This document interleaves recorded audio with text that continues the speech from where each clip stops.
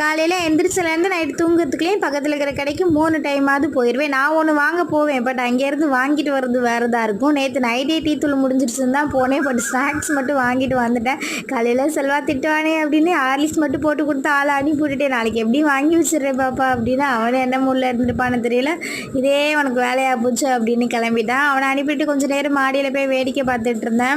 காலையில் தோசை தான், இதோட மாவு முடியுது. இனி அடுத்த வாரம் அரிசி போட்டுக்கலாம். நம்ம நைட்டே அந்த பருப்பு சாம்பார் வச்சோன்னா நிறைய பேர் அது பருப்பு சாம்பார் இல்லை சிஸ்டர், பருப்பு குழம்பு அப்படி சொன்னீங்க. நமக்கு பருப்பு யூஸ் பண்ணாலே அதுக்கு பேர் சாம்பார் தான். நைட்டை விட இப்போ நல்லா இருந்தது. நல்லா சாப்பிட்டுட்டு அப்படியே மதியத்துக்கு ஒன் சைடு சாப்பாடு வச்சாச்சு. இன்னைக்கு மதியம் வந்து ஸ்பெஷலாக தட்டைப்பயிர் குழம்பு தான். தட்டைப்பயிரா மொச்சப்பயிரான்னு தெரியல, பட் இதில் 2ல் ஒரு பேர் தான். நைட்டே நான் ஊற போட்டுட்டேன். இப்போ தான் நான் ஃபர்ஸ்ட் டைம் இது சமைக்கவே போகிறேன். அதுவும் கருவாடு போட்டு அது கூடவே கத்திரிக்காய் மாங்காய் முருங்கைக்காய்லாம் போட்டு வச்சுருக்கேன். நல்லா மனமாக மணக்குது. சாப்பாடு ஒன் சைடு வடிச்சிட்டேனா மதிய டைம் எப்படா வரும் சாப்பிட்லாம் அப்படின்னு ரொம்ப ஆர்வமாக இருக்கேனா.